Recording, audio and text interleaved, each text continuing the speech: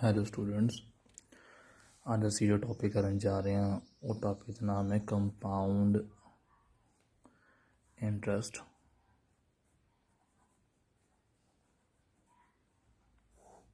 देखो स्टूडेंट्स, असी जो है कंपाउंड इंटरेस्ट शुरू करन जा रहे हैं तो पहला मैं कुछ गल करना चाहता थोड़े ना। देखो असी ये जो मैं सीरीज जो स्टार्ट करन जा रहे हैं, पहला मैं ऑफलाइन पढ़ाता सी ते हुण मैनूं ऑनलाइन शुरू करना पै रहा। तो मैं मेरे मन च आया कि कोविड के दौरान सानू मैनू कुछ करना चाहिए थोड़े वास्ते। तो मैं हूँ ऑनलाइन क्लासेस शुरू करन जा रहा। मैं न्यू चैनल ऑनलाइन पढ़ाना शुरू करन आ रहा। सिर्फ ये पंजाब के बच्चों लिए होगा। पंजाब का कोई भी एग्जाम हो पाए, Punjab police, food inspector, excise, everything is covered in this video. So compound interest आप स्टार्ट करन जा रहे हैं। मैं सिर्फ डैमो के लिए पा रहा।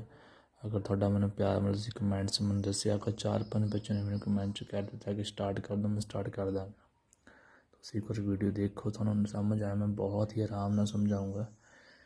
चलो स्टार्ट कर दें, ना देरी कर दो। चैनल सबसक्राइब तो शेयर जरूर कर दो, ठीक है। सिर्फ पूरा मैथ थोड़ा कराया जाएगा फ्री ऑफ कॉस्ट। देखो ये कंपाउंड इंटरेस्ट है जो इनू कराने तो पहला थोड़ा बेसिक्स दसना चाहता है मैं। देखो सानू पता है कि कंपाउंड इंटरेस्ट असी ना छोटी क्लासिस के कंपाउंड इंटरेस्ट नहीं करते सी। कंपाउंड इंटरेस्ट का फार्मूला क्या होंगे, ए माइनस पी। ओके, ये सानू पता है। उसके बाद कि हुण सानू इस तो इलावा एक अमाउंट का फार्मूला होंगे जो सानू सब नहीं पता होगा, माड़ा मोटा बेसिक्स सब क्लीयर होगा। 1/r/100 ऊपर टाइम, दिस इज अमाउंट। लेकिन हुण असी इस मैथड के नाल इस कॉम्पीटिटिव एग्जाम्स विच नहीं परफॉर्म कर सकते। सानू बहुत ही एक सिंपलेस्ट मैथड चाहिए जिस तरह असी सारे क्वेश्चन एक टॉपिक थानू पेपर इस क्वेश्चन आना ही आना है। अगर तुम हाँ करो तो मैं थानू स्टार्टिंग वैसे एल्शियम वगैरह सब तो स्टार्ट सीरीज एंड पूरी सीरीज करांगे। अज थानू डैमो लिए पा रहे सिर्फ। हम देखो ये अमाउंट होगी, ये थोड़ा प्रिंसीपल होगा रेट बाय 100 टाइम। हुण असी की करांगे, इस मैथड नाल नहीं आपां करांगे ट्री मैथड दे नाल सॉल्व क्वेश्चंस। देखो जो ट्री मैथड एक ऐसा मैथड है कि तुम एक सिंपलेस्ट टू सिंपलेस्ट क्वेश्चन और डिफिकल्ट टू डिफिकल्ट क्वेश्चन भी आराम फाइंड कर सकते हो। अगर तुम कदे पूछ लिया डिफरेंस की है कंपाउंड इंटरेस्ट का, डिफरेंस सिंपल इंटरेस्ट का डिफरेंस की है, कंपाउंड इंटरेस्ट कितना है, सिंपल इंटरेस्ट कितना है, तो कुछ भी पूछ लिया, तो पहले ईयर का कंपाउंड इंटरेस्ट पूछ लिया, दूजी ईयर का कंपाउंड इंटरेस्ट पूछ लिया, इदा के क्वेश्चन होंगे। और किहड़े क्वेश्चन होंगे हैं, बस तुम आराम के नाल फाइंड कर सकते हैं। थानू बस ट्री मैथड लगाना आना चाहिए। मेरे को होर मैथड्स भी नहीं, लेकिन अज मैं ट्री मैथड की गल कराँगा, बाद में होर मैथड्स भी देवांगा अगर तुम हाँ की सीरीज स्टार्ट करा। हूँ देखो स्टार्ट करते हैं। फॉर एग्जाम्पल ट्री मैथड की होंगे कि जिमें कि एक ट्री की तरह होंगे कि आपस में सारी ब्रांचिज जो होंगे तने होंगे वो आपस में कनैक्टेड होंगे, अपना जुड़े होंगे। हूँ मैं थोड़ा क्वेश्चन के थ्रू ही समझाना, चलो ठीक है। देखो जिमें थोड़े को ना 4% उरे तुहानू बोल रहा amount of 7,500 at compound interest at 4% annum, this is your rate. ये थोड़ी रेट है, ठीक है। ये 2 ईयर थोड़ा टाइम आ। ये 7,500 थोड़ा क्या प्रिंसीपल आ, मूलधन जिसनों मूलधन कहते हैं पंजाबी दे विच, ते इसनों दर कहते हैं, इसनों समा कहते हैं है।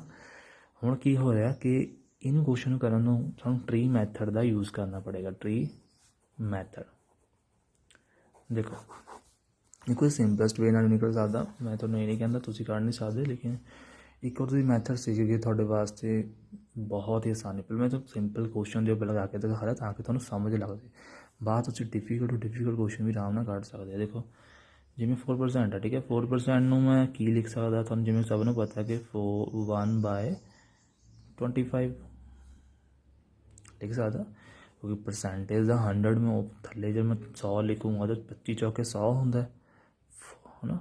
25 4 100 एब्सोल्युटली। हूँ देखो इतने ना 2 साल का समा दिता है। अगर मेरे को 3 साल का समा दिता है तो मैं 25 में 3 बार 25 गुणा कराँगा। अगर मैंने 2 साल दिता तो मैं 25 में 2 बार गुणा कराँगा। जिमें मेरे को 25 था मैं 25 25 625 था मेरे को जो प्रिंसीपल की रेशो आई रेशो इस रेशो की यूज़ होनी है 625 आई। ठीक है सो मैं देखिया 1/25 यूज़ किया तो फर्स्ट और सैकेंड ईयर के 25 25 और 25 25 कितना है 1/1/25 ਨਾਲ 625 ਨੂੰ डिवाइड किया तकसीम किया पंजाबी के। ठीक है सो 25 और 25 आया पहले ईयर 25 लैके दूजे। देखो सिंपल इंटरस्ट कंपाउंड इंटरस्ट फर्क ही होंगे कि सिंपल इंटरस्ट हर साल सेम लगता है। अगर मैं थोड़ा कहूँ 10% थोड़ा मैं पैसे देते हैं तो मैं हर साल 10% ही लगाऊंगा। लेकिन अगर कंपाउंड इंटरस्ट में थोड़ा पैसे दूंगा तो आज इस साल 10 तो 20 मतलब ब्याज के उपर ब्याज लगना कंपाउंड इंटरस्ट होंगे। ठीक है सिंपल इंटरस्ट इदा नहीं सिंपल। सो पहले साल तो सानू सिंपल इंटरस्ट ही चुकाना पैंदा है हमेशा। ये कोई भी होवे भावें तुसीं लोन लिता कि हमेशा इदा ही होंदा। हुण की हो रहा है कि 25 25 फिर मैं 1/25 में डिवाइड करूँगा क्योंकि देखो पहले साल ये है लेकिन दूजे साल दे जो दूसरा आदमी सी दूजे साल च दे के पासे होगा। लेकिन जो पहले वाला इन्हें हजे एक साल होर ब्याज देना क्योंकि देखो पिछे ना तो इतने 1/25 ने फिर डिवाइड किया तो इतने आ गया 1। लो जी वो क्वेश्चन खत्म हो जाता कि मैं देखो थानू हूँ क्वेश्चन अगर पूछा होंगे what is the difference between compound interest and simple interest थानू पूछा जाता कंपाउंड इंटरस्ट है सिंपल इंटरस्ट के अंतर की है तो यदा अंतर ना आप है क्योंकि जो इन सब में जोड़ोगे थोड़े को आऊँगा कंपाउंड इंटरस्ट। तो जिमें कि थोड़ा मैं पहला कहा कि उपर वाला दोनों ये सिंपल इंटरस्ट ने तो सिंपल इंटरस्ट माइनस करूँगा थोड़ा डिफरेंस आ जाऊँगा डिफरेंस एक ही आएगा ना सिंपल। दूसरे नंबर के उपर ये है सिंपल इंटरस्ट उपर वाला। थोड़ा कल क्वेश्चन पूछ लवे कंपाउंड इंटरस्ट थोड़ा क्वेश्चन पा दिता गया थोड़ा पूछ लिया सिंपल इंटरस्ट तब बच्चे ना दही हो जाऊँगा दिमाग क्वेश्चन पेपर है ना। तुम करोगे 25 25 तो इन्होंने जोड़ोगे थोड़े को 50 सिंपल इंटरस्ट आना कट लेना थोड़ा कंपाउंड सबनों जोड़ देना थोड़ा डिफरेंस पूछ लिया होर क्वेश्चन कि बनते पहले साल के कितना इंटरस्ट पिया आ देखो पहला साल दूजे च कितना पिया इन्होंने जोड़ दूजे सिंपल जो भी थोड़ा क्वेश्चन आराम कर थोड़ा देखो आराम एक भी क्वेश्चन होगा। अच्छा ये तो 25 देखो मेरे को ना मैनू पूछा गया अमाउंट हूँ अमाउंट फार्मूला आ पे मैनू ना अमाउंट कढ़ने लिए प्रिंसीपल मेरे को है 7500 रुपया आ पाया है ना 7500 रुपया। लेकिन मेरे को कंपाउंड इंटरस्ट नहीं है तो कंपाउंड इंटरस्ट फाइंड करना तो 25 25 50 51 है ना 51 इधर कंपाउंड पर ये रेशो आ समझ के पहला क्या है 625 रेशो पे इन्हें क्या मैं 7500 के बराबर रख सकता